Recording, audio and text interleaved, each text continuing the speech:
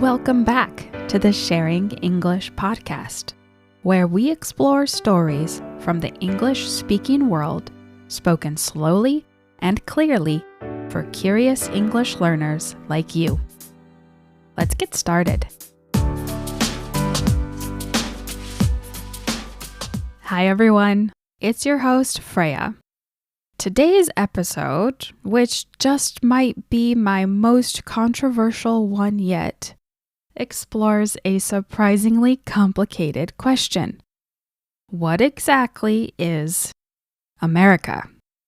Is it a country, a continent, or something else entirely? This question has come up many times in conversations with my students and with people I have met while living abroad. And it turns out people from different countries often understand the word America in very different ways. So today, we'll explore the history behind the name, why it can be confusing, and how I personally approach using the word. The name America actually comes from an Italian explorer named Amerigo Vespucci. In the early 1500s, European map makers began using his name to label newly described lands in the Western Hemisphere. One of the first maps to use the name America was created in 1507 by the German cartographer, that's a person who makes maps, Martin Waldseemüller. Originally, the name referred to the entire landmass, not a specific country. Over time, people began referring to the region as the Americas, meaning the lands of the Western Hemisphere. Fast forward to the late 1700s. In 1776, 13 British colonies in North America declared independence from Britain. The famous document announcing that decision is the Declaration of Independence. In that document, the new nation refers to itself as the United States of America. The word America was already widely used to describe the broader region, but over time, English speakers began using America as a short way to refer to the United States of America. Today, that shorthand still appears frequently in everyday speech, media, and politics. It's worth expanding on this point. In the early years of the country, the word America was often used by writers and politicians to refer to the new nation. For example, in the late 1700s and early 1800s, speeches, newspapers, and political writing frequently used the word America to describe the young country and its people. Early leaders such as Thomas Jefferson and George Washington sometimes used the word this way in their writing and correspondence, or letters. Over time, that shorthand became deeply embedded in English. So, when many English speakers say America, they're following a linguistic habit that developed gradually over several centuries. Part of the confusion today comes from how geography is taught. In many English-speaking education systems, including the US, students learn that there are two continents in the Western Hemisphere: North America, which includes Canada, the United States, Mexico, and the countries in Central America, and South America. But in many other countries and languages, students are taught that there is one continent called America with northern and southern regions. If you grow up learning that America is a single continent, hearing someone use the word to mean only the United States can sound strange and perhaps rude. So the disagreement isn't always about politics. Sometimes it simply reflects different educational traditions. Let's quickly visualize what we're talking about geographically. In English, people often use the phrase the Americas. the Americas today refers collectively to the land in the Western Hemisphere that includes both North America and South America. So when historians or geographers say the Americas, they usually mean the entire region that stretches from Canada all the way to the southern tip of Chile and Argentina. But the word America without the S can mean different things depending on context. Sometimes it refers to the entire region historically, sometimes it refers to the United States of America. And that's where the confusion begins. Another interesting question then is what we call people from the United States. In English, the standard term is American. And this goes all the way back to, again, history. When the continent was made up of different colonies, it was a way to distinguish people who came from Great Britain, for example, they were British, and those who maybe were now born in those colonies. They were called American. And this fits one of the standard ways we form demonyms, or words that are names for someone who comes from a specific country. It's similar to the way we form the words Mexican, Canadian, Brazilian, Italian, etc. We add an AN to the end. Over the years, some people have suggested alternatives. One idea was Usonian, a term once proposed by the famous architect Frank Lloyd Wright. Others have suggested words like United Statesian. But none of these alternatives have ever become widely used in English, and honestly, I'm not sure they will.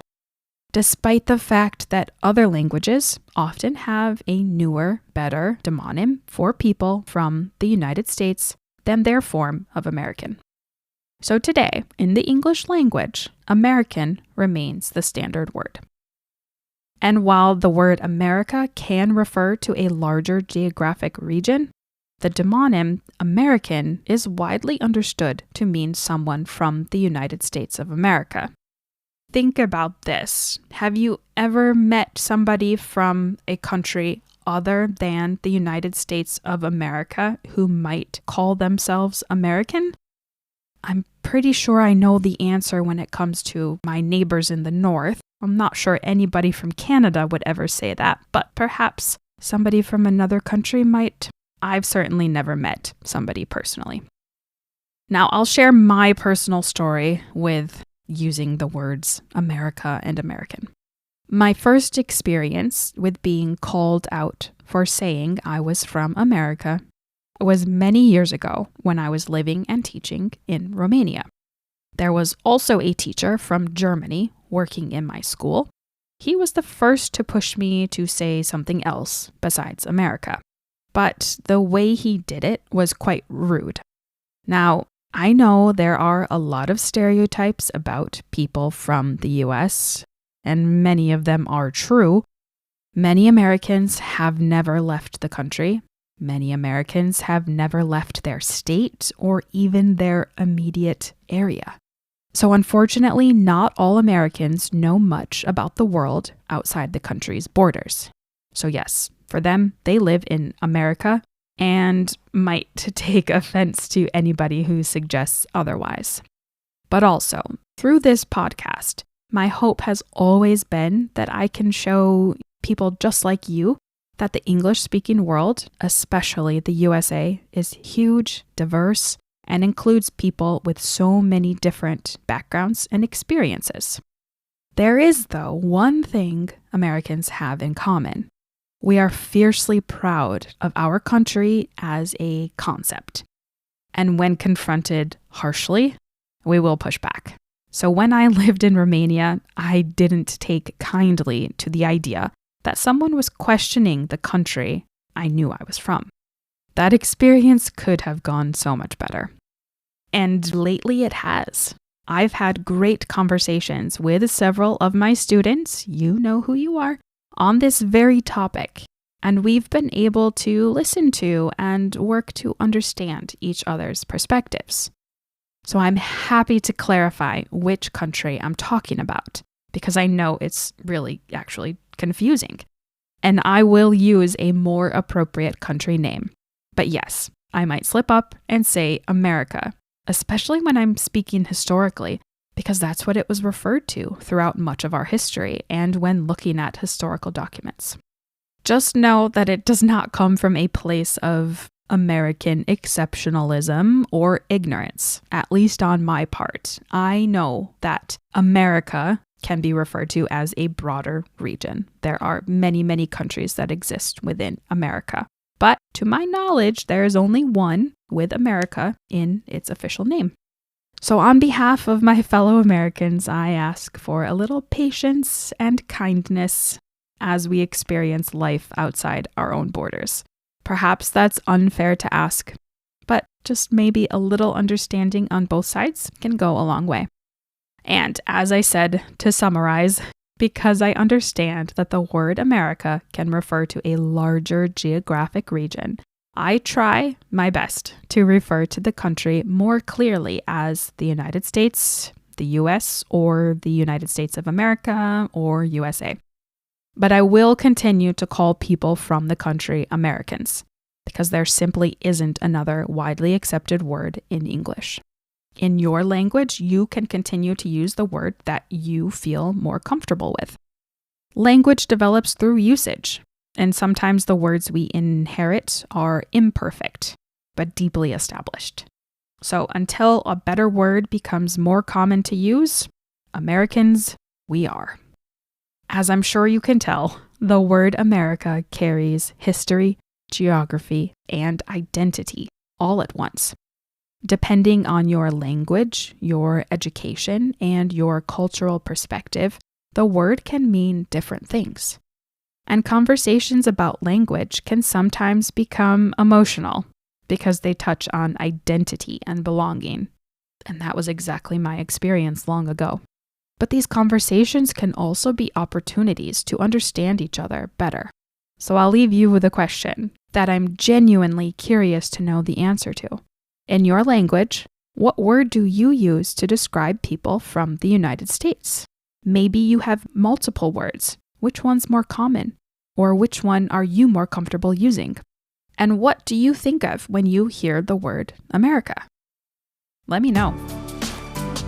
Thanks for listening to the Sharing English podcast. If you enjoyed this episode, I'd love it if you'd subscribe, leave a rating or review, and share the podcast with a friend who's also learning English. You can find out more about me and the podcast at our website, www.sharing-english.com. New episodes of the Sharing English podcast are available weekly wherever you listen to podcasts.